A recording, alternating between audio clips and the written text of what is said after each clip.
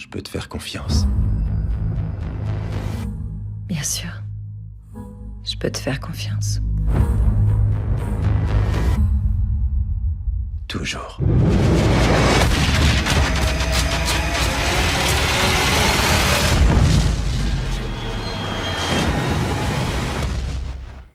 Eh bien, bonjour mes amis, bienvenue sur ma chaîne thématique sur YouTube, destinée à vous parler de films, de séries, de documentaires. Et c'est toujours un plaisir, mes amis, de vous retrouver avec moi. Nous sommes aujourd'hui dimanche 30 avril 2023. Je vais vous parler d'une nouvelle série sur Amazon Prime Video, ça s'appelle Citadel. Donc, c'est diffusé depuis 2023, c'est un drame. En fait, c'est une série d'agents secrets, donc espionnage. C'est, comme j'ai dit, disponible sur Amazon Prime depuis peu de temps, à raison de 2 épisodes par semaine. Donc les 2 premiers épisodes sont disponibles depuis vendredi, je crois, oui. Et donc il y aura 2 nouveaux épisodes tous les vendredis. Donc les rôles principaux, c'est Richard Madden, Priyanka Chopra Jonas, Ashley Cummings. Et maintenant, voici l'histoire. Il y a 8 ans, Citadel, agence internationale indépendante d'espionnage, a été démantelée par une nouvelle organisation, Manticore. Les agents Mason Kane et Nadia Singh ont alors failli mourir et perdu la mémoire. 8 ans plus tard, Bernard Orlick sollicite Mason afin d'empêcher Manticore d'imposer un nouvel ordre mondial.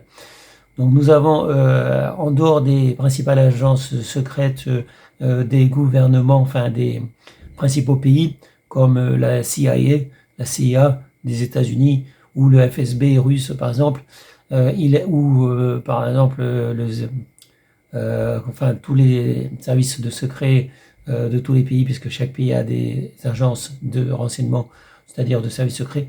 Ils ont créé dans la série, en fait, on parle de Français qui sont à l'origine d'une agence de services secrets qui serait indépendante, qui agirait pour le bien, donc pour contrecarrer les rôles des principaux, enfin des gouvernements qui eux sont plutôt favorables à la guerre, donc utilisent notamment des mercenaires.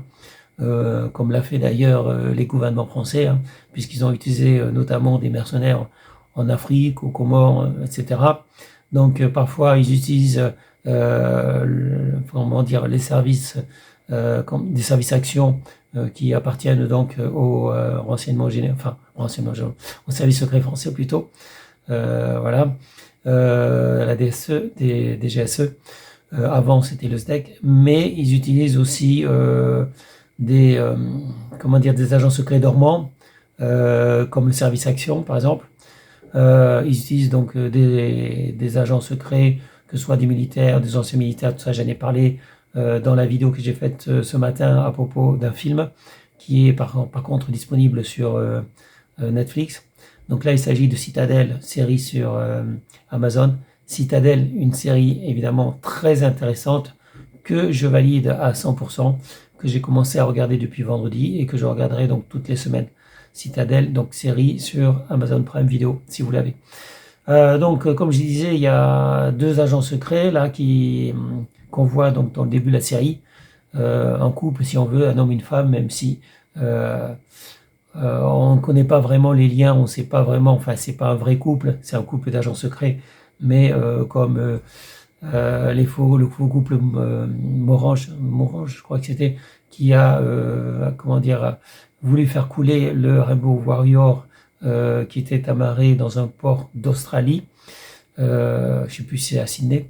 Donc les faux époux Thurange, c'est ça, faux époux Thurange, qui sous l'ordre de François Mitterrand a voulu faire exploser le bateau de Greenpeace, le Rainbow Warrior, dans les eaux australiennes, pour éviter qu'ils interfèrent dans les essais atomiques, les essais nucléaires français, donc dans le Pacifique. Ça, c'était sur ordre du président François Mitterrand. Donc le problème du service action, c'est qu'il est très facilement relié au service secret français. Tout le monde sait que le service action fait partie, c'est des personnels des services secrets français, alors que la cellule alpha, par exemple, c'est des gens pas forcément français qui travaillent pour la France, qui ont un vrai travail, qui ont une vraie famille, qui ont une double vie. Évidemment, leurs femmes et leurs enfants ignorent leur double vie et ils sont au sommeil, on les active simplement pour des missions d'élimination, donc des missions homo pour homicide. Donc ces gens-là, ils sont réveillés, donc activés, soit pour de l'entraînement, soit pour des vraies missions. Et au final, ils savent jamais si c'est une vraie mission ou un entraînement. Ces gens-là, ils sont un peu partout, mes amis. Ils peuvent être en Espagne, comme on l'a vu il y a quelques années, où la police espagnole a arrêté 2 agents secrets français qui faisaient l'un transporter des armes dans son coffre. Et donc à Madrid, ils ont retrouvé le correspondant donc de cet agent secret qui avait évidemment une double identité. Je crois que c'était un Marocain qui travaillait pour la France. Et donc il était en Espagne et malheureusement ils ont retrouvé au domicile parce qu'il avait à la fois les faux papiers, les vrais papiers sur lui. Donc ça c'est une connerie. Un agent secret normalement quand il est en mission, surtout quand il est en mission, n'utilise que ses faux papiers, sa fausse identité. Il ne révèle jamais sa vraie identité, même quand il est en prison. Et normalement, les services secrets français le laissent aller en prison ou le laissent mourir parce qu'ils veulent pas avouer qu'il travaille pour eux. Donc par contre là ils ont interféré, ils l'ont laissé en prison pendant quelques années, enfin pendant un certain temps, et après ils ont fait libérer, ils ont fait pression sur le gouvernement espagnol pour libérer ces 2 agents secrets français, même si le juge qui n'est pas favorable au gouvernement espagnol, donc un juge indépendant qui voulait les conserver, voulait avoir un procès. Et ce procès n'a pas eu lieu puisque ils ont fait pression, le gouvernement français, avec son ministre de la Défense à l'époque, a fait pression parce qu'ils avaient des dossiers sur le terrain, étant donné que les services espagnols avaient éliminé des terroristes espagnols sur le sol français, donc en territoire basque, sur le sol français. Donc le gouvernement français s'est servi de ce vieux dossier concernant le TA militaire évidemment, qui avait, donc les services espagnols, secrets espagnols avaient éliminé sur le territoire français, ce qui normalement ne se fait pas, même si le SDEC l'a déjà fait à une époque.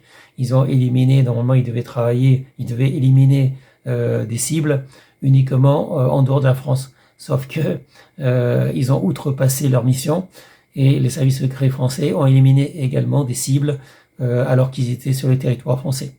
Donc des fois c'est sous couvert d'attentats, puisque le gouvernement français organise également des attentats pour masquer effectivement la cible. Donc des fois c'est des personnels qui sont autour, la famille, femmes et enfants, qui peuvent être tués dans des attentats menés par les services secrets français. Évidemment sur ordre ou accord des présidents. Donc tous les présidents de la République ont donné leur accord pour des opérations homo, comme ils disent, opération homo pour homicide, donc qui consiste à éliminer des individus qualifiés de dangereux pour la France. Et pas forcément que des terroristes, il y a des marchands d'armes, mais il y a des opposants politiques également. Donc ça se fait dans tous les pays, enfin je veux dire le gouvernement français, les services secrets français l'ont fait dans tous les pays du monde. Mais évidemment les États-Unis, les Américains et les Russes le font également, donc pratiquement tous les pays le font. Et bon, je ne vais pas citer tous les pays, mais tous les pays le font. Ils éliminent aussi bien à l'extérieur, dans d'autres pays, que dans leur pays, des cibles, en fait, des personnes à éliminer.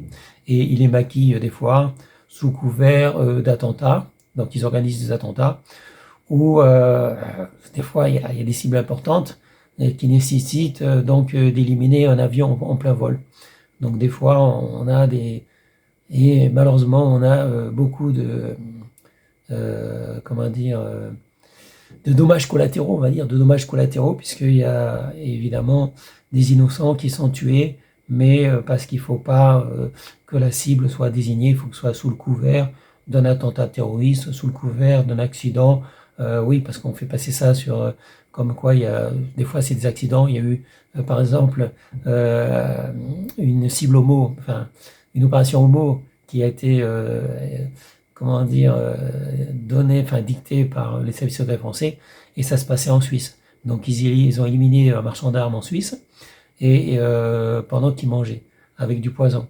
Et donc, ça devait être simplement un arrêt cardiaque.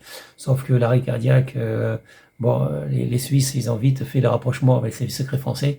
Et ils ont vu que c'était une opération homo et que le gars n'était pas mort de mort naturelle, puisque le poison a été, ingéré à la fin du repas seulement. Et il est mort un peu après.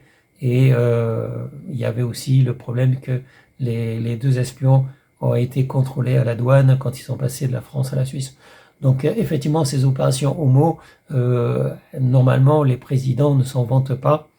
À part François Hollande, je crois. François Hollande s'est vanté d'avoir organisé, fait éliminer 4 personnes dans ces opérations homo, alors que déjà à l'époque, quand il a dit à la presse qu'il a fait éliminer 4 personnes, François Hollande, il en était à 40 personnes plutôt.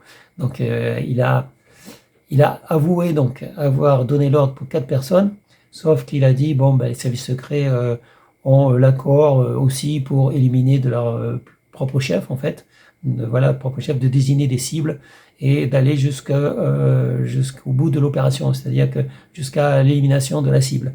Et donc à l'époque, même si François Hollande a reconnu 4 opérations homo, en fait, on était plus près, je crois, de 40 opérations homo, c'est-à-dire 40 homicides, sur des territoires autres que la France, parce que normalement, ces opérations homo ne doivent pas être exécutées en territoire français. Je dis normalement, parce que ça n'a pas été le cas. Il y a eu des opérations homo organisées par les services secrets français qui ont eu lieu sur le territoire français, mais ça, il vaut mieux pas trop en parler. Donc Citadel, c'est de l'espionnage à 100%, mes amis. Comme je l'ai dit, Citadel est une organisation secrète, au départ créée par 1 ou 2 Français, je ne sais plus, et c'est une organisation internationale visant à essayer d'empêcher les gouvernements de mener des guerres, des attentats, etc. Évidemment, c'est très très difficile. Mais il y a Manticore, qui est aussi une organisation créée par les familles les plus riches du monde et qui veulent justement, qui se nourrissent en fait de ces régimes fragiles, de ce terrorisme, de ces guerres, puisqu'ils vendent des armes, comme on a vu par exemple avec 4 grosses entreprises américaines qui ont favorisé la guerre entre la Russie et l'Ukraine, parce que ça leur permet chaque année de gagner des milliards en vente d'avions, en vente de tanks, en vente de toutes sortes d'armes militaires. Donc effectivement, cette guerre entre la Russie et l'Ukraine ne profite ni à la Russie ni à l'Ukraine, mais en tout cas ça profite essentiellement à certains groupes financiers américains qui, soit par la vente d'armes, soit par la vente de gaz, de pétrole, schiste, donc ils s'enrichissent, ils s'en mettent plein les poches. Et il faut savoir que les guerres ne sont pas le fruit souvent du hasard. Généralement, c'est rarement le fruit du hasard, les guerres. Il y a toujours des intérêts privés derrière pour inciter donc certains groupes à faire la guerre pour défendre telle ou telle cause en fait. Et moi je parle de services secrets français parce que évidemment c'est un sujet qui m'intéresse, mais je m'intéresse à tous les services secrets, pas uniquement français d'ailleurs. Mais bon, pour dire, les services secrets français ont mené leur propre guerre, notamment en Afrique, évidemment en Algérie, à une certaine époque, au Maroc, mais avec parfois l'aide d'autres services, comme évidemment ils utilisent souvent, ils collaborent souvent avec les services secrets américains, mais aussi avec le service secret algérien ou marocain ou autre éventuellement. Rarement avec les services secrets russes par contre. Ils collaborent en tout cas avec d'autres services secrets de la planète, israéliens, allemands, américains, algériens, marocains, etc. mais rarement avec les Russes. Je ne sais pas trop pourquoi, mais les Américains et les Français ont un problème avec les Russes. Ça c'est une autre histoire. Donc je valide à 200% Citadel parce qu'il y a énormément d'actions, mes amis, il y a énormément d'actions. Donc c'est très bien fait. C'est évidemment de la fiction, parce que Citadel n'existe pas et Manticore n'existe pas. Donc Manticore qui est l'ennemi de Citadel, qui veut par contre propager la guerre, alors que Citadel est plutôt pour la paix. On verra ce que ça donnera les semaines suivantes. Ce sera tout pour cette vidéo. Je vous souhaite à tous une bonne journée. Restez en sécurité, portez-vous bien. Et je vous dis à bientôt pour une prochaine vidéo. Salut mes amis. Ciao, ciao. Bye bye. Il y a 8 ans, vous étiez 2 des meilleurs agents de Citadel. Mais l'un des nôtres nous a trahis. Et vos souvenirs ont été effacés. Je vous ai fait venir parce que j'ai besoin de votre aide. J'entraîne des gosses au baseball. Ça, c'est mon champion.